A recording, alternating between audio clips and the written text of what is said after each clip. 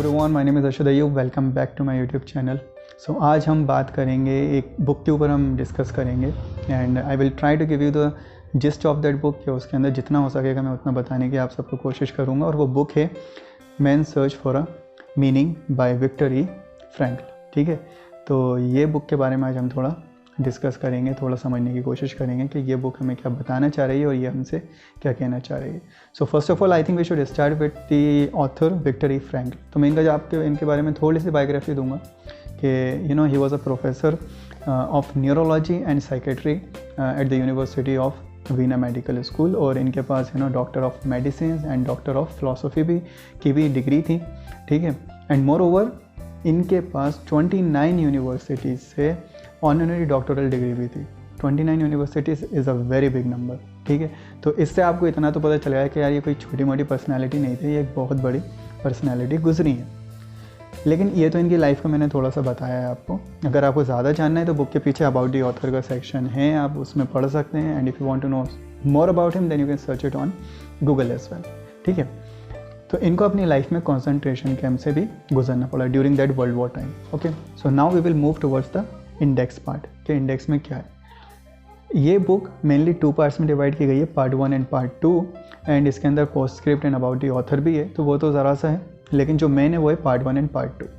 अब जहाँ तक बात है पार्ट 1 की, तो अकॉर्डिंग टू द टाइटल है experience in a concentration camp. ये पार्ट 1 है एंड पार्ट 2 है लोगोथेरेपी इन अ नटशेल। तो फर्स्ट पार्ट जो है वो हमारा है कंसंट्रेशन कैंप के बारे में, कि वहाँ पे कैसी लाइफ होती थी। अब इनको कंसंट्रेशन कैंप में डाला गया। ठीक है, टाइटल क्या है इस बुक का? Man search for a meaning. ठीक है, तो इस टाइटल को आप याद रखें। तो इनको जब कंसंट्रेशन कैंप में डाला गया तो वहाँ की लाइफ एक बहुत हार्श होती थी, बहुत टफ लाइफ होती थी। आप इसका जब फर्स्ट पार्ट पढ़ेंगे आपको पता चल जाएगा कि वहाँ की लाइफ कैसी होती थी। उनको फैमिली से दूर कर दिया जाता था। फैमिली के जो दूसरे एक साइड है उधर क्या हो रहा है कुछ पता नहीं रहता था। इनके साथ क्या हो रहा है उनको दूसरे वालों को नहीं पता रहता था। वहाँ दिन भर क्या काम करना रहता था, कितना टफ पूरा शेड्यूल रहता था। इतना टफ होता था कि कुछ बंदे तो सुसाइड कर लेते थे, कुछ बंदे पूरी ज़िंदगी से होप खो देते थे कि यार अब हमारी ज़िंदगी में कुछ नहीं बचा, और वो भी धीरे धीरे मर जाते थे। ठीक है, लेकिन वहाँ पे इन्होंने बताया कि कुछ लोग, जो लोग ज़िंदा रहे, जो लोग सर्वाइव कर पाए, वो लोग कौन थे? वो लोग थे जिनकी लाइफ के अंदर कोई मीनिंग था, या जिनके अंदर कुछ एक पर्पस था। जैसे इनका ही देखा जाए, ये वहाँ पे ये इमेजिन करते थे कि यार मुझे यहाँ कंसंट्रेशन के कैंप के जो लोगों की साइकोलॉजी है उसके बारे में मैं लेक्चर दूंगा। ठीक है, तो ये ऐसा ही अज्यूम करते थे। अब आप सोचें, खुद इस सिचुएशन से गुजर रहे हैं। अच्छा, इनके बारे में और इनको पढ़ना ज़्यादा क्रेडिबल क्यों है? वो इसलिए कि यार ये उस चीज़ से गुजरे। एक वो होता है जो सिचुएशन को देख के कोई भी नरेट करके बुक लिख देता है, वो भी हम पढ़ सकते हैं, उसको भी हम समझ सकते हैं, लेकिन ये उस चीज़ से गुजरे। ठीक है, तो फिर इन्होंने जब वो चीज़ सफ़र करी है तो ये फिर एक ज़्यादा अपन को लगता है कि नहीं यार इनको ज़्यादा अपन क्रेडिबिलिटी दे सकते हैं। तो अब ये उस लाइफ से गुजरे, तो वहाँ कौन लोग सर्वाइव कर पा रहे थे? वो लोग सर्वाइव कर पा रहे थे जिनकी लाइफ के अंदर कोई मीनिंग था, जिनके लाइफ के अंदर इतनी सफरिंग्स थी, सब थी, लेकिन उनके पास एक पर्पस था। कुछ लोग ऐसे थे जो इसको एक सोच रहे थे कि यार ये हमारी लाइफ में एक मुश्किल आई है और हम इसको ओवरकम कर लेंगे और एक ना एक दिन हमारा दिन बदल जाएगा। तो वो लोग इसको ओवरकम कर पा रहे थे कॉन्सेंट्रेशन कैंप को, और अपने दिन वहाँ पर गुजार पा रहे, क्योंकि लाइफ जो थी वहाँ पर बहुत टफ थी। ठीक है, तो पार्ट 1 में तो आपको यही मिलेगा कि यार वहाँ कंसंट्रेशन की लाइफ कैसी थी और कैसे लोग वहाँ की लाइफ गुजार रहे थे। अब आता है पार्ट 2। पार्ट 2 में इन्होंने एक लोगोथेरेपी के बारे में बात करी है जो इन्होंने डिस्कवर की थी। और लोगोथेरेपी क्या है? वो ये है कि यार जो इंसान को उसकी लाइफ का मीनिंग को फाइंड करने में हेल्प करती है।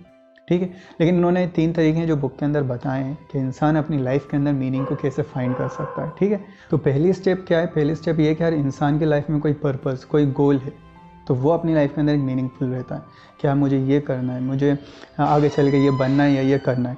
तो अब क्या होता है, जैसे बहुत से लोगों के अंदर क्वेश्चन आता है कि यार हमारी लाइफ में तो कोई हमें ऐसा मीनिंग दिखता नहीं है, हमें कुछ अपना एक रीज़न मिलता नहीं। तो उसका ये कि यार आप लोगों ने इतनी चीज़ें ट्राई नहीं करी अब तक। अगर आपको कुछ मीनिंग नहीं मिल रहा तो यार प्लीज़ ट्राई करें, डिफरेंट चीज़ों को ट्राई करें। कहीं ना कहीं तो आपका पर्पस है, कहीं ना कहीं आपको गोल मिल जाएगा।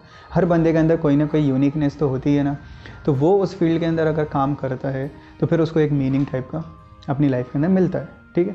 दूसरा मेथड क्या है या दूसरी स्टेप क्या है, वो ये है कि यार अच्छे रिलेशनशिप्स बिल्ड करना। अब अच्छे रिलेशनशिप्स ये सिर्फ वही नहीं होते कि यार जो अपन की इस दुनिया में चलता है गर्लफ्रेंड बॉयफ्रेंड टाइप, वो बिल्कुल नहीं है। उनका मतलब क्या है, उनका मतलब है कि यार आप अपनी स्पाउस, आपकी जो वाइफ है उसके साथ कैसा आपके रिलेशन है, उसके साथ कितनी अच्छी बॉन्डिंग है, कितनी अच्छी अंडरस्टैंडिंग है, आपके बच्चों के लिए एक अच्छा फ्यूचर को बिल्ड करना, ठीक है। आपका कोई दोस्त किसी परेशानी से गुजर रहा है, उसकी हेल्प करना, चाहे वो फाइनेंशियली हो या चाहे वो मॉरली हो, है ना।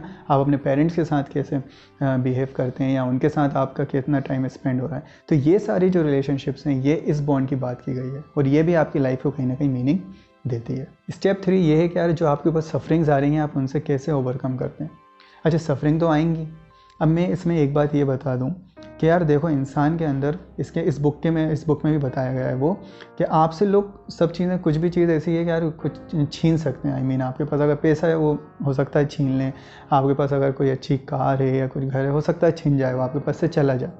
लेकिन एक चीज़ है जो आपसे कोई कभी ज़िंदगी में नहीं छीन सकता, और वो क्या है, वो ये है कि यार आप किसी पर्टिकुलर सिचुएशन पे कैसे रिएक्ट करते हैं, और वो आपसे कोई नहीं छीन सकता। तो आप, अगर आपके पास जो सफरिंग है, अगर आप किसी परेशानी से गुजर रहे हैं, तो उसके ऊपर कैसे रिएक्ट करना है, कैसे उसको उस सिचुएशन से वो ओवरकम करना है, वो जब अगर आप इंसान अगर उसको ओवरकम कर लेता है तो वो भी एक ज़िंदगी के अंदर एक मीनिंग के अंदर आता है। तो ये इन्होंने 3 स्टेप्स बताए हैं जो इसके अंदर से आपको अपनी लाइफ के अंदर मीनिंग पता चल सकता है। तो अब मैंने आपको ये बता दिया पार्ट 1 के कंसंट्रेशन कैंप की लाइफ कैसी है, और दूसरा ये कि पार्ट 2 जो लोगोथेरेपी और अपनी लाइफ के अंदर मीनिंग को कैसे फाइंड कर सकते हैं। अब थोड़ी बहुत अपन ऐसी जनरल बात पहले तो ये कि यार बुक के अकॉर्डिंग कि जो इसका फॉन्ट है काफ़ी बारीक है, ठीक है। तो आपको लगेगा कि यार ये बुक बहुत लंबी होगी या बहुत मुश्किल होगा, ऐसा नहीं है। आप जब इसको रीड करने बैठेंगे तो ये आसानी से रीड हो जाएगी, क्योंकि काफ़ी इंटरेस्टिंग बुक है और काफ़ी यूज़फुल बुक है, ठीक है।